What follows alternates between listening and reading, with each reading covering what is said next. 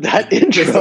Oh my goodness. What an intro. You like that one? Yeah. Yeah. Nice intro. We spent our entire budget on this, so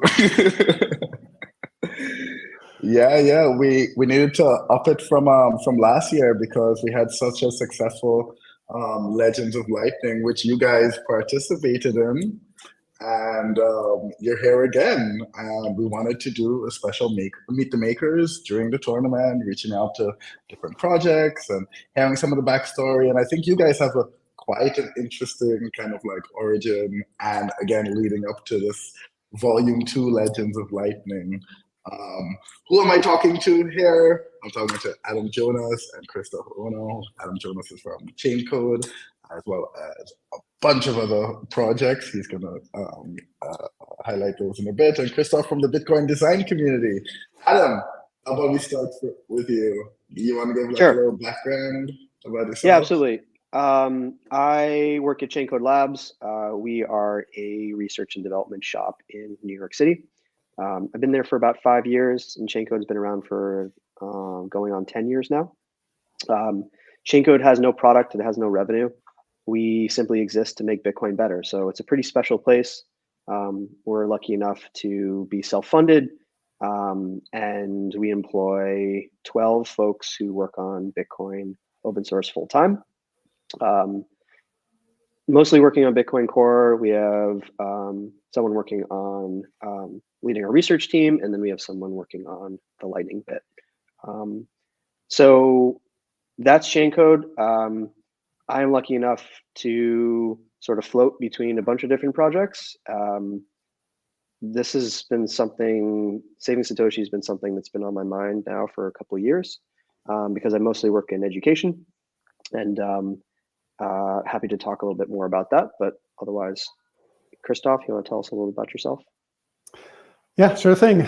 Let's see. So the last 3.5 years, I've been part of the Bitcoin design community kind of since it started. Jones was also one of the first people to kick that whole thing off, which is an online, at the heart, it's an online forum, an open space for people who build Bitcoin applications and things, who want to improve and work on the user experience to make that better and collaborate. And we have a whole bunch of different community resources like the Bitcoin Design Guide, Bitcoin UI Kit.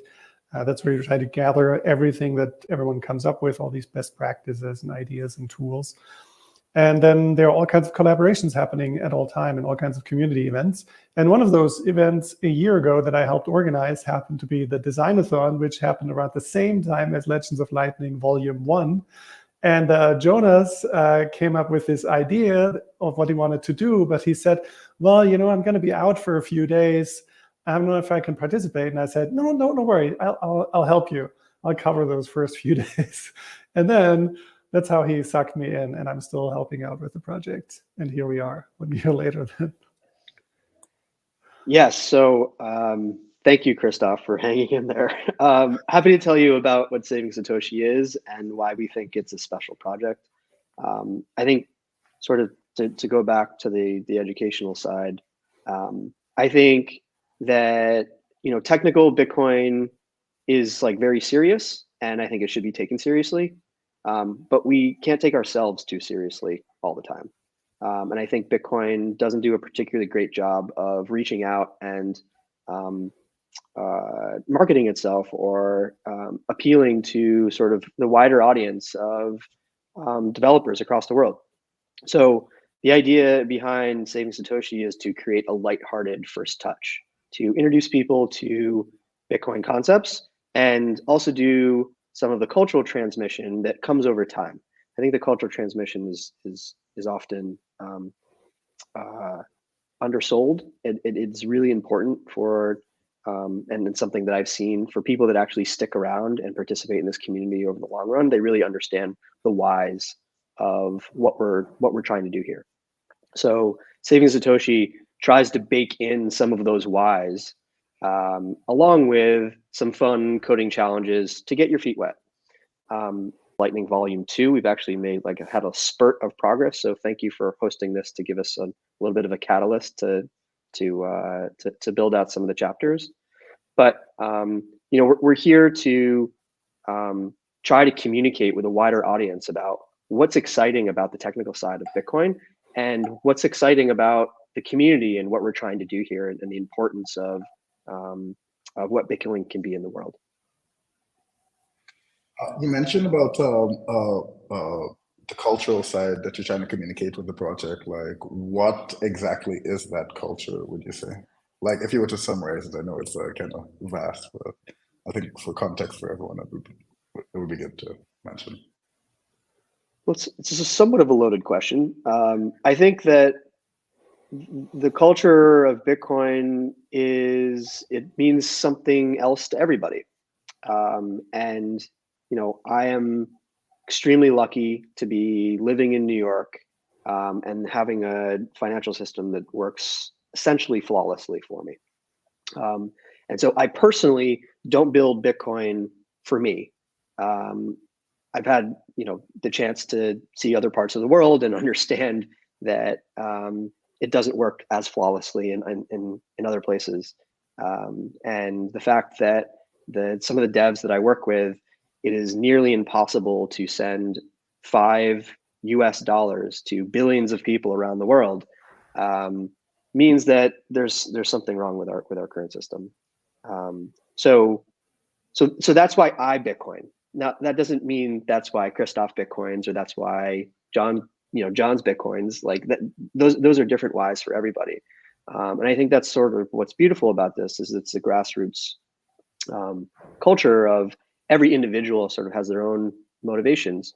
And that adds up to a diverse way of viewing this ecosystem. But that's my own opinion. Christoph? Well, in terms of the culture transmission and Saving Satoshi, so we have this sci-fi story that's set in 2139, and there's a threat to the network. And throughout the story, I think there are several of these things baked in, like the idea of 51% attack and decentralization, and what cryptography can do, like holding your own keys and signing and verifying messages and all of this stuff. So I think a whole bunch of, and also this idea that it's just this really long-term project, that it's not something for the next 2 years, but it's meant to last until for the next 100 years or so.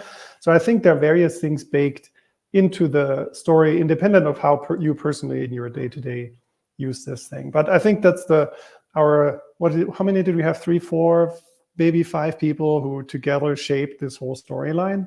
I think they're also trying to be careful, or intentionally try to bake some of those things into the story. And that comes, you might be really focused on the coding challenges, but these things are kind of woven seamlessly into the story without being in your face about things. Yeah, the first time we sort of put the storyline together, it was unfortunately very much out of my head. And I'm not a particularly great storyteller, as you can tell from the first 10 minutes of this call. But I think that it was a little too close to current history. Like our villain was like a little too close to the villains that we currently see, and our problems were a little too close to the problems that we currently experience. And I think what was nice is to get other people's opinions as to how can we sort of blur it a little bit, so that we're thinking about this over a 100-year period, as opposed to just sort of like what's in my head or my noster feed at the moment. You guys, yeah, you mentioned about bringing fun to Bitcoin development, and not taking ourselves too serious and everything. And I have to agree. I mean, fun is in our name, bold fun, right? We're definitely aligned on that mission.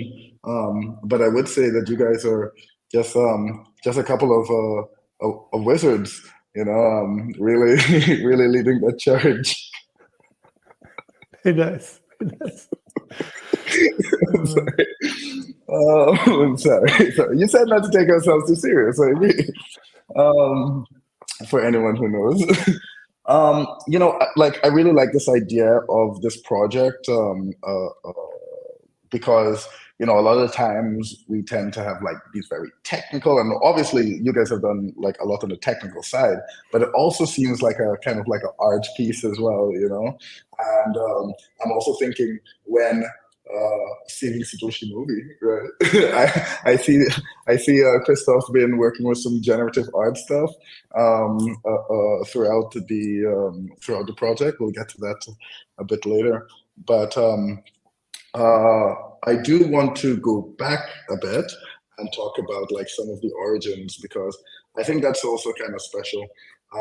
We have people coming in from different kind of backgrounds and skill sets, and design played a big part of what you guys were doing.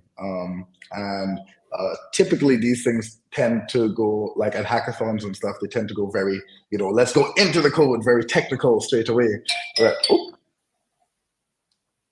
should have been on mute. Sorry about that. We go very technical straight away. So, Christoph, could you tell us about like the Designathon? I know we were trying to make alignments between Designathon and Legends of Lightning, the start and stop, so that people could carry on their projects. But can you give from your perspective how the storyline went?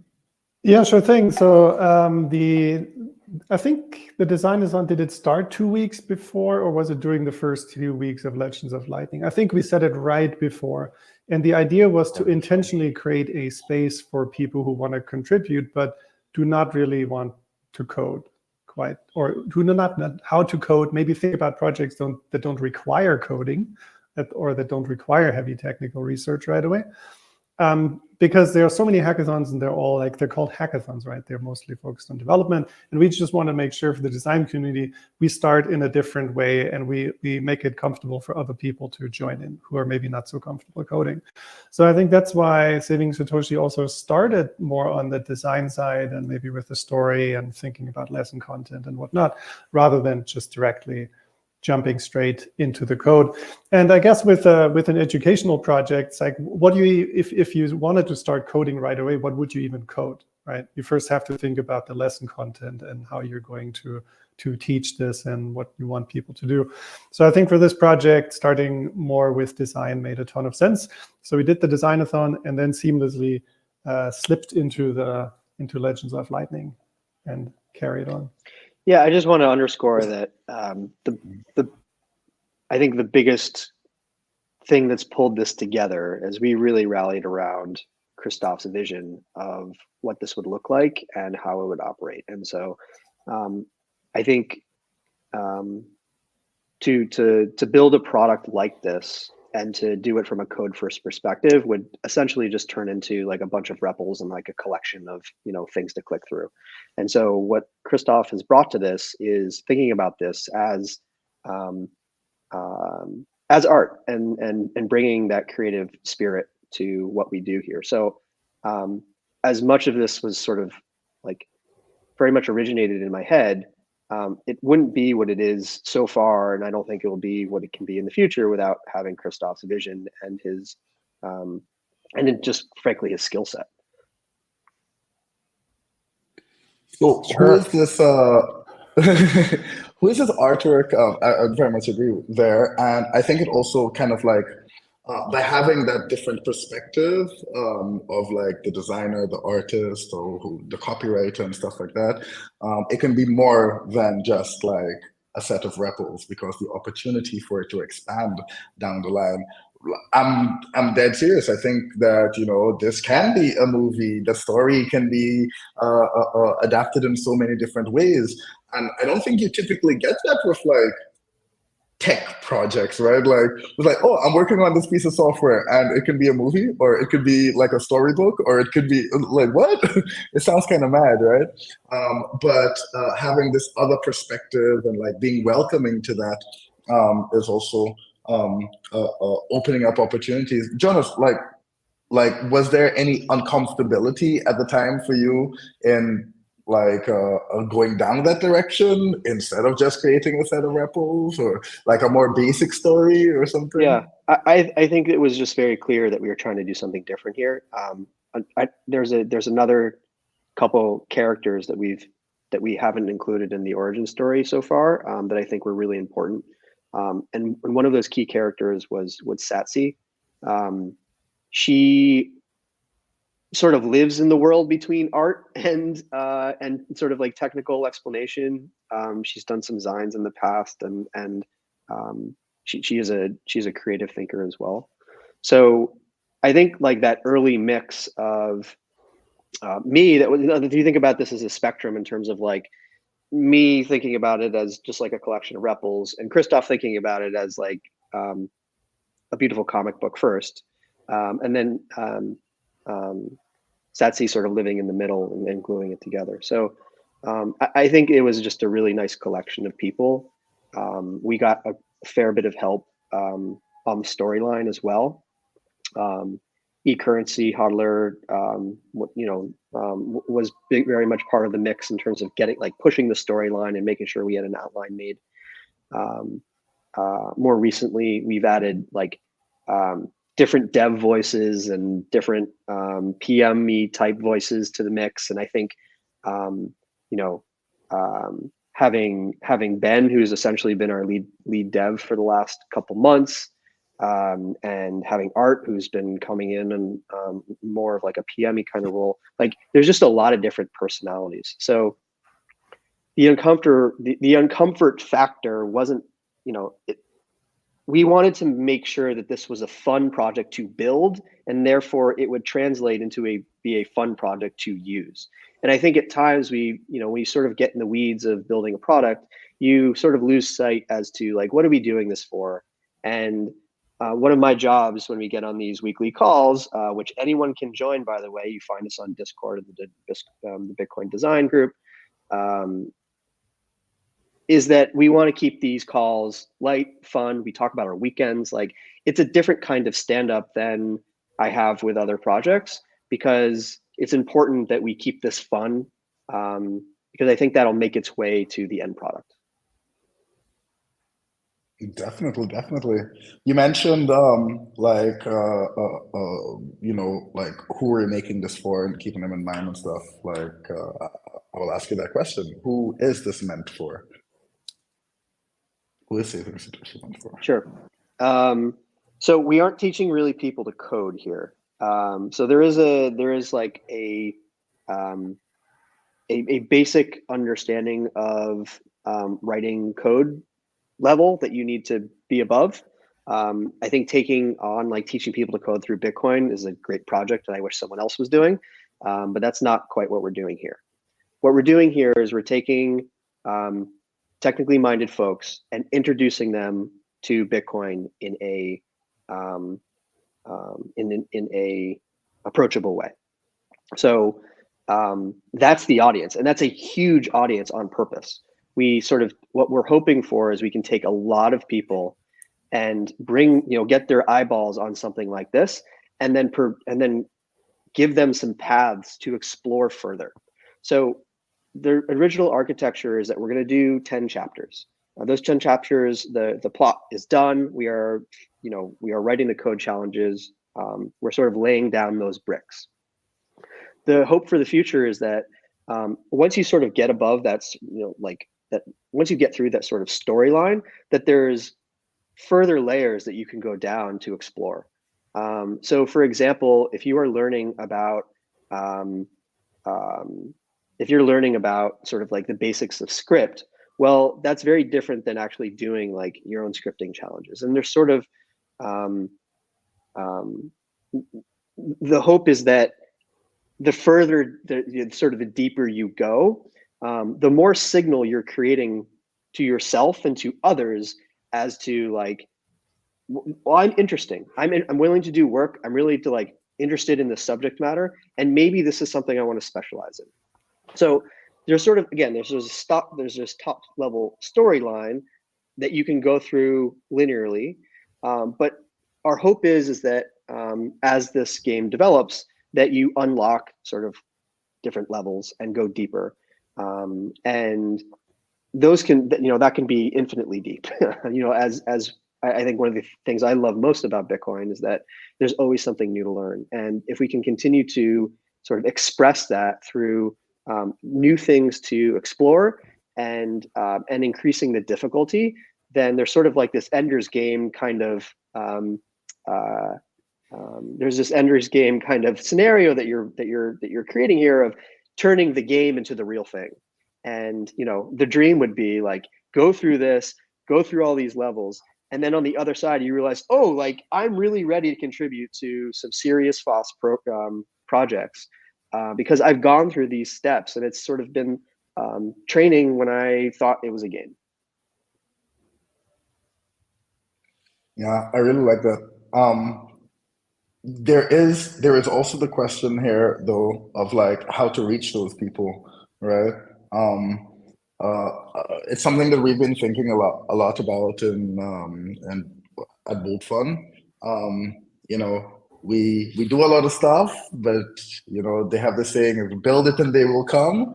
But sometimes you got to make noise as well. And I know you guys also hit some milestones earlier this year, like after Legends of Lightning. There were some new features that you added, I think, for Nostalgia Hack Week. I do believe you guys were in that as well. Yeah, so could you talk about sorry, brain fart.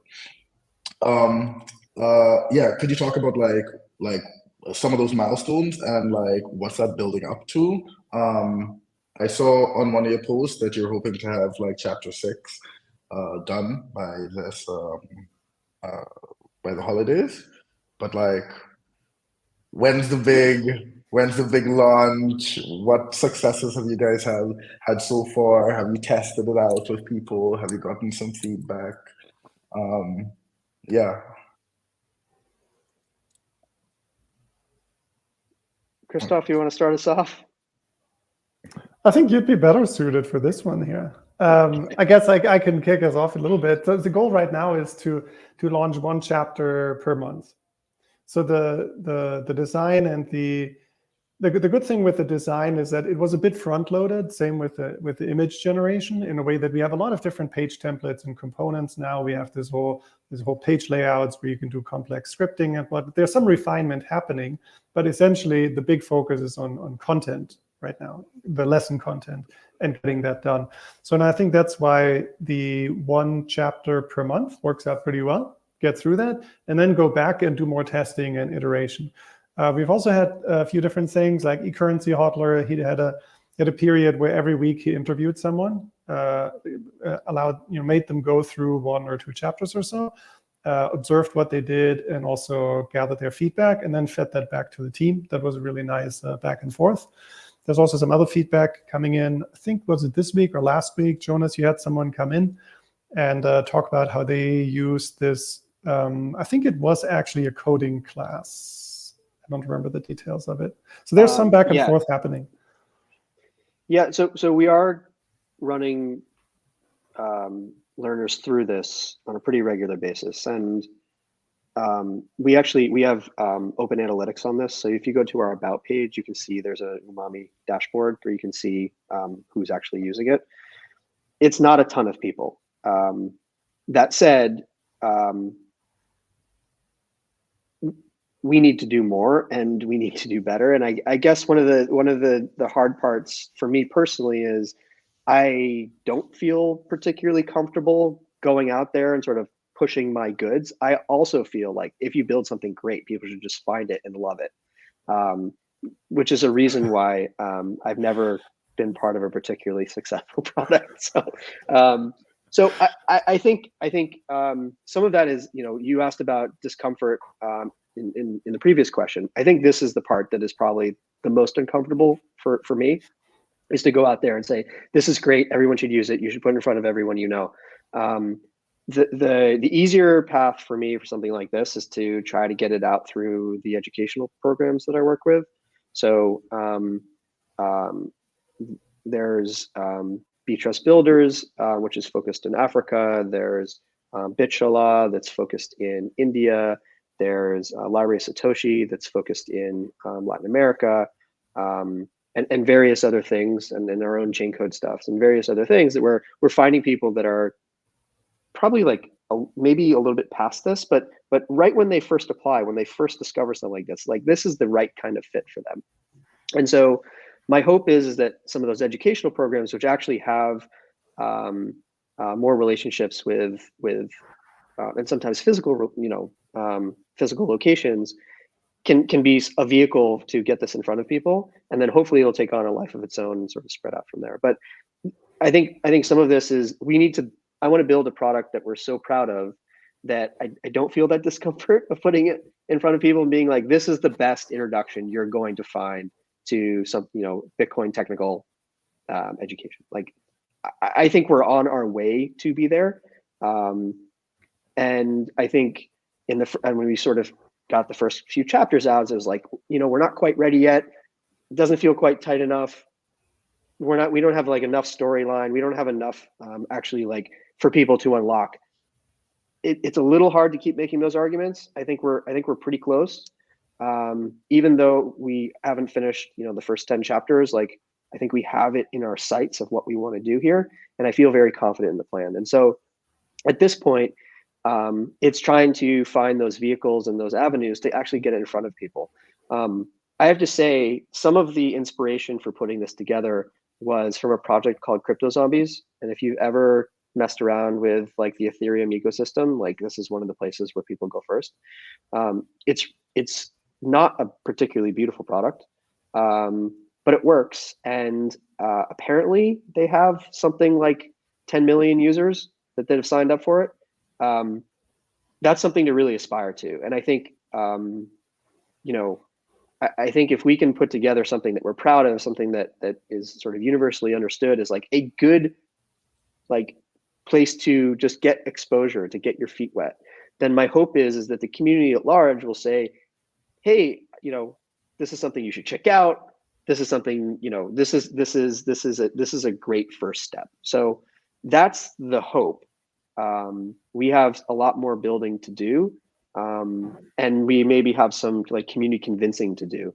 But that's sort of that's sort of what I had in mind. I used to watch these startup videos like early in my career, and like just consuming like so much content all the time about startups and building products and stuff. There's this guy, Reid Hoffman. I don't know if you guys have heard of him, co-founder of LinkedIn, and he has a quote, something like, if you're not embarrassed by if you're not embarrassed by your first version, you've launched too late. Right? So the pursuit of perfection is might be a fool's journey a little bit, but I do understand the sentiment. We're trying to create something that's very beautiful. It's very much an art piece, I will say, but there is a balance there to play. It's very good that you guys are engaging different communities and stuff. I like that, and getting it into the programs. But I want to push back a little bit because what's happening, I don't know if you agree, but it's also pushing the problem further downstream, right? It's like, okay, well, we're not sure how to solve this problem of getting more people in, like getting more eyeballs and convincing people to do this. So let's push it down to the educational programs, which are also limited. They're also very limited, right? They only hold a certain amount of people that are able to apply and stuff like that. Let's push it down to them. So that funnel is getting kind of smaller.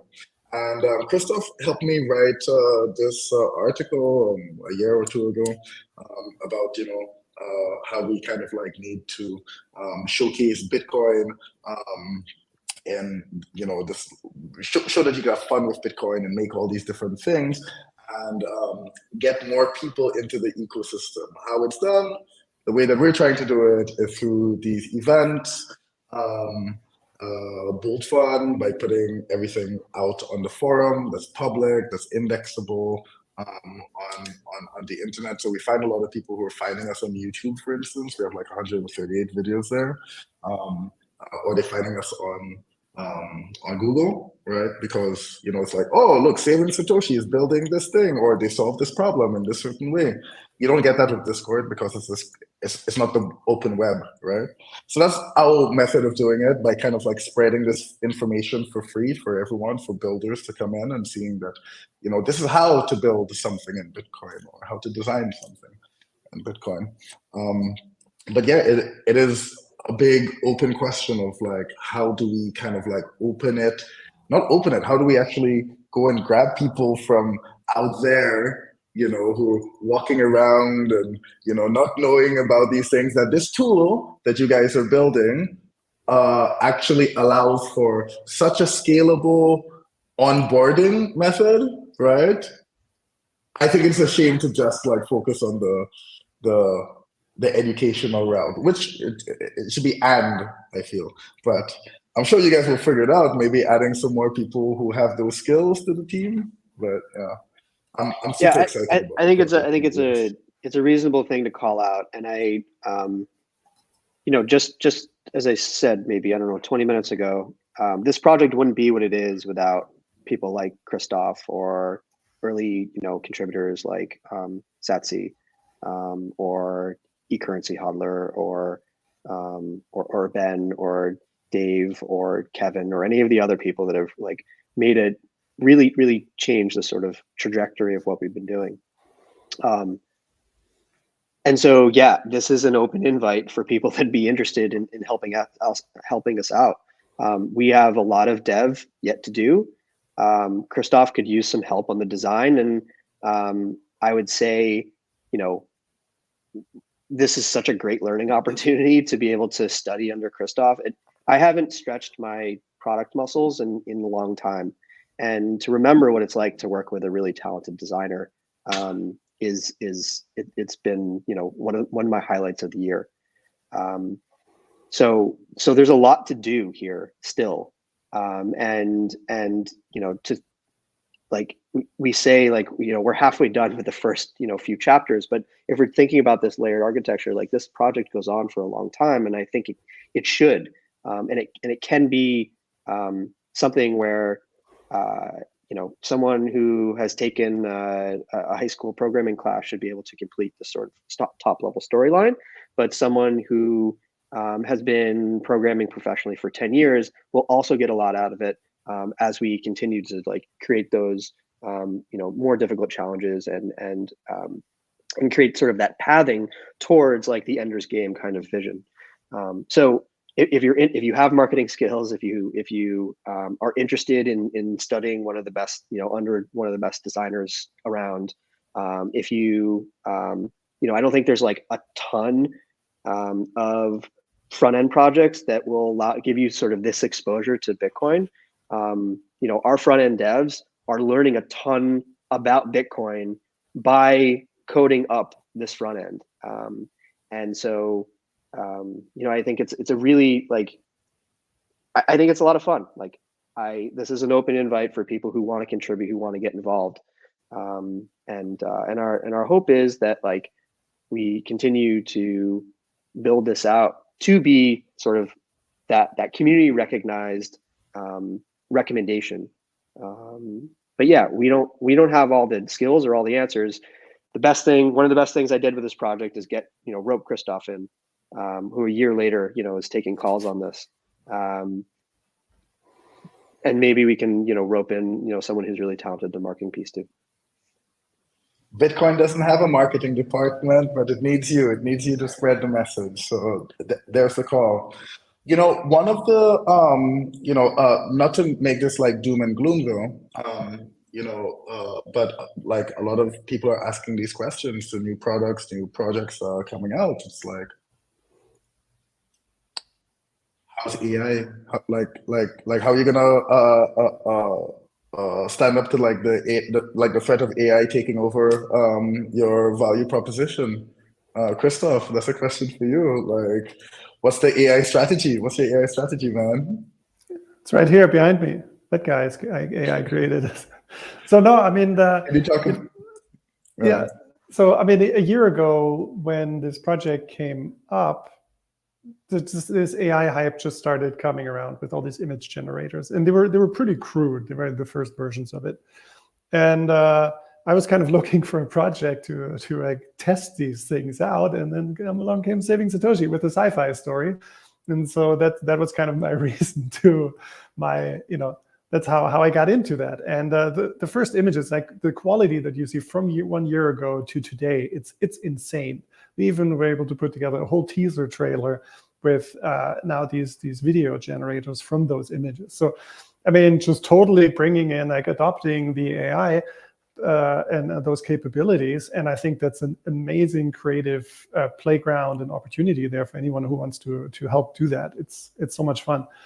But something I learned along the way is that you need some really good creative direction. AI cannot creative direct for you. Figure out what characters look like, what perspectives to use, what lighting to use in certain shots. And it can't even make the same face twice, basically, or the same person. Or so you need to be like, you need so much direction. You need to, in order to get something that really comes together. It's so easy to create a single image that's just kind of a nice single image by itself.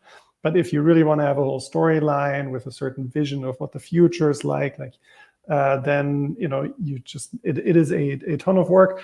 And something I'm wondering along the way is that if this is how image generation is, those language models, how they work for visuals, it's probably the same patterns that repeat in text, where, you know, very confined tasks that basically there are like 50,000 existing examples that it can borrow from and interpolate between. Those should be fine, but anything larger, I guess it yet has to be seen how much we can just kind of say, like, hey, make something, and we don't just get like a small little thing that's nice, but we get a large thing. But hey, I mean, if at the pace that it keeps going, maybe we will have a fully maybe real-time rendered movie that you know, the story unfolds and is created as you go through this experience. I mean, I'm just excited to see how much AI we can actually integrate in this in an intelligent way to kind of tell this cool story and create a cool learning experience. So I'm excited for it. Yeah, I mean, Christoph, I wish you showed the full trailer of the face melting, you know, the hand melting through the face, and the other stuff that you clipped. So I wouldn't say unrelated. I've also been building other projects over the course of the last year, and with a pretty heavy AI tilt. So we have generative AI to answer Bitcoin technical questions. We have speech to text review for Bitcoin transcriptions, and a suite of other things that I've been really putting a lot of effort into over the last year. So sort of seeing it up close, you know, there's room for it for sure as educational tools, and yet it as Christoph said, like it's not at the point where it's better than Christoph's judgment in terms of design, or, you know, or it can't write the coding challenge that matches the storyline just yet. I do think that these things will improve, but you know, for example, I really don't know JavaScript, but all of these projects, including this one, are built in Next.js, and so now I'm a TypeScript developer because ChatGPT can make me one. So oftentimes, if you can describe the problem and have the endurance to sort of like do the debugging that's necessary in terms of the first iteration of what something is spit out, you can do a lot. I'm not a good TypeScript developer, but I am a functional one that can contribute, you know, when I need to. So the creativity very much still is in our head. The execution, I think, is getting a lot easier and can move a lot faster with these kinds of tools, and that you know, gives us some hope that there's still something like human that's missing from the things that are there. But you know, I think that gap will continue to close, and our hope is, or my hope is that there's still always going to be a place for learning. I think when humans are sort of put in the uncomfortable position to learn something that's outside of their comfort zone, there's that resistance in your head, and that is, I think, one of the most human experiences around. Like doing something hard and having the grit to get to the other side of that is like I don't know if I can think of something that's more human than that. Whether that's, with your personal life, with your professional life, whatever it is, it's fighting through that. And so AI can put all of those things in front of you with faster speed. We can pull up the right kind of information faster. It can tell you a better story so it's more interesting to you. It can do all of these things for you, but it can't give you that endurance to push to the other side. And I think for all of us, we like maintaining the what it is, the grit, the what it is to be to do difficult things and conquer it. My hope, never goes away. Like if that goes away, then I think we do become like less human, and we are sort of subservient to these machines. And there's a centralizing force in a way as well. I love that speech, by the way. The resistance, Bitcoin is the resistance. No, I definitely agree with all of the above. I do think also, though, that it's not yet there to write the story that's compelling enough, or write the poetry, or to have the empathy to touch somebody else's soul or heart, it's just predicting the next word or the next pixel or something. So the story that you guys have crafted in understanding people and making, the whole mission of the project and stuff like that, I think that is also very human. It's like, talk to an 8-year-old and ask them for a storyline, and then tell ChatGPT to include a storyline, a name, and make it rhyme. Like that's not so easy for a human to do, and yet this thing can write it in a few seconds. So it's a different kind of creativity. Does it touch someone's soul? I don't know, but it's the novelty of it, the excitement of it. There's definitely something there. So this project is not, outside of, I guess, Christoph's incredible image generation, which he would have done by hand, in the olden days, a la, 14 months ago. This isn't an AI focused project, but having exposure to doing, a fair bit of this over the last year with other kinds of projects, like, I don't think that AI can do the art that we've put together here yet. I really love the fact that we're calling this an art piece, because it's very much like that, and I think that's like so special for a technical project as well. Definitely should be going up for some awards. If you get that PR person or marketing person, make sure they get some awards there. That's a way to get in front of other people as well. Oh damn, am I like gonna be contending for marketing position? Well, the award that we're really shooting for is the Oscar. The Oscar? Why not? Why not? Right? Why not? Do you think your 10-second clip can go in as a short for this year? I don't know. Aren't they all banning AI in Hollywood? Yeah. Well, Shame. well, we'll see how it goes. I got a couple of questions. Otherwise, Dahlia's going to be upset with me. You answered most of them. So the last ones are: how did participating in Legends of Lightning impact your project and the journey? That's for the marketing part.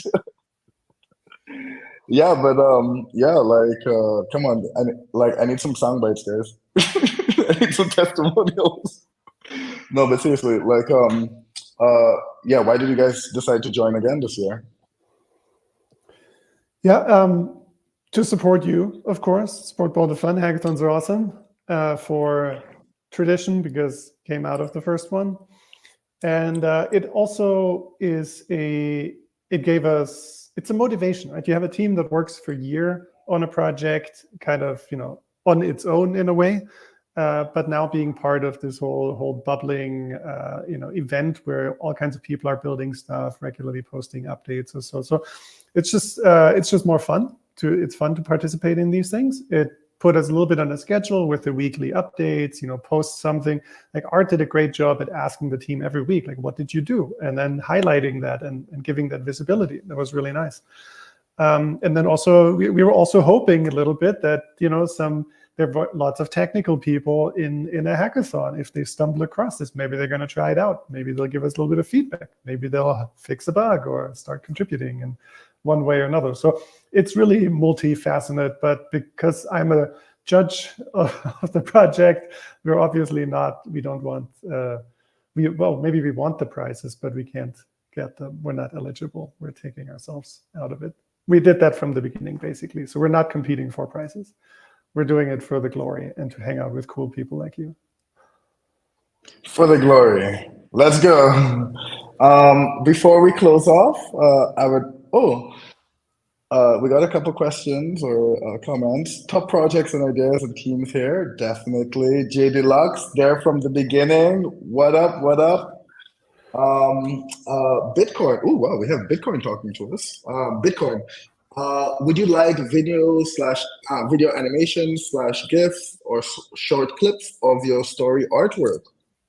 So actually take a look. In our, if you go to the project page on BoltFun, there's a YouTube link and we put together a AI animated teaser. So we took some of these stills, that artwork that was generated in Midjourney, put it in Runway ML and let it animate.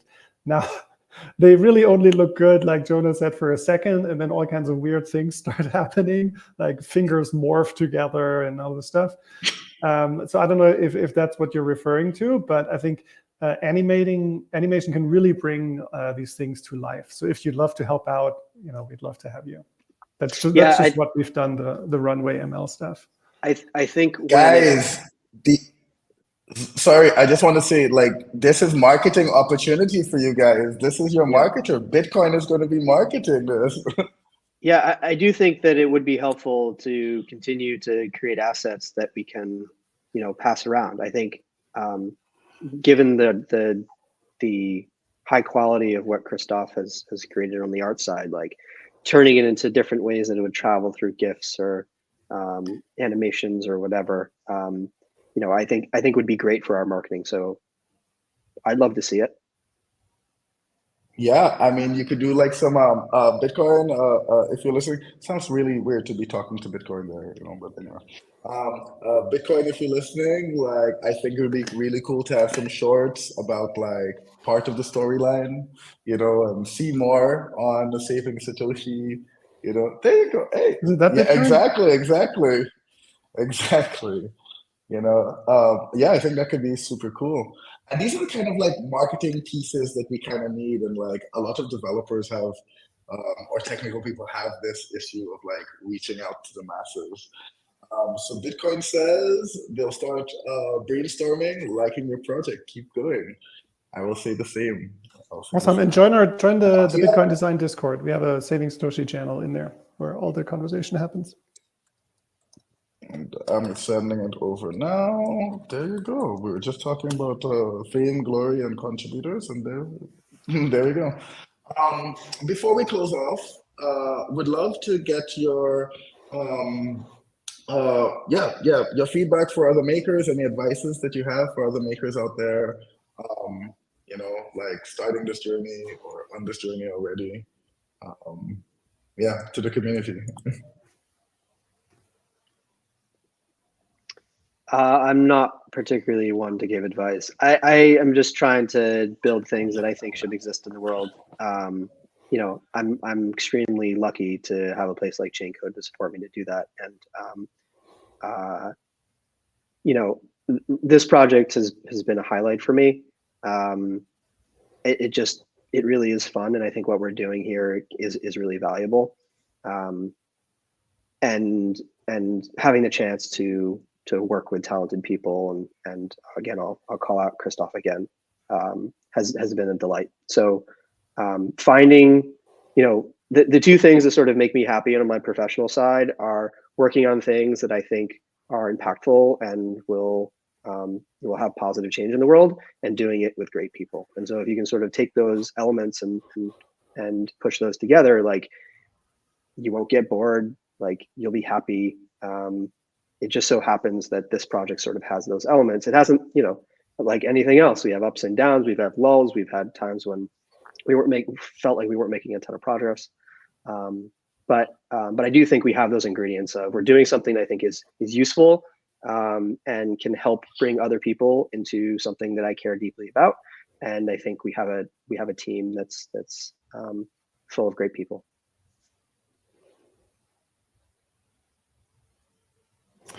I guess I'll just add one thing about, so the first agency that I worked with, the boss, he was really young. I guess he started it by himself as like an internet cafe. It was a design agency.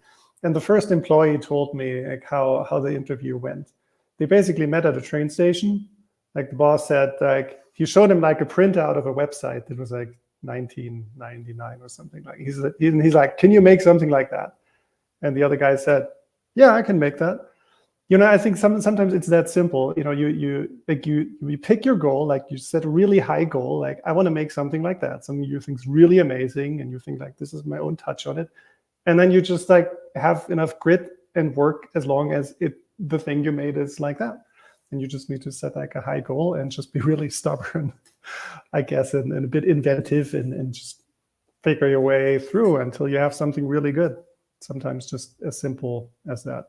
And it's easy in a hackathon to kind of like, things are kind of messy in a project. Sometimes you kind of give up or lose hope or get distracted by something else or so. But I think it's really worth just kind of, if you feel like you're onto it, like you have something that's meaningful to you, just kind of stick with it and keep at it. And I think another thing is that if you can get a critical mass of people who also believe in your vision, then it keeps you going. And again, I just want to take another opportunity to call out our team, which has changed over time. But like we've got Abdul and Tuadon and Art and Saba and Christoph and myself getting on a call week in and week out, just sort of Nully, like going over this stuff and being accountable to each other. We're none of us are in the same place. We're not sitting in the same room. Matthew Zipkin came in late and sort of took over the coding design challenges. And it just, having other people to be accountable to will keep you going because you don't want to let people down. And I want to see this project through, and having other people on board is definitely forcing me personally to do that.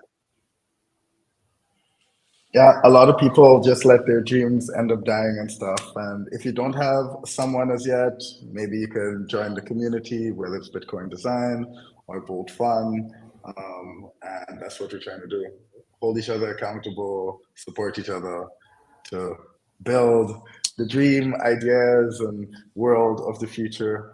So I mean, think about back when Satoshi launched this thing. It was just like some mailing list. He was like, "Hey, here's something." Like it probably took a bunch of guts to actually post this, and then to work on the code and publish it live. And probably no one cared except for this one guy.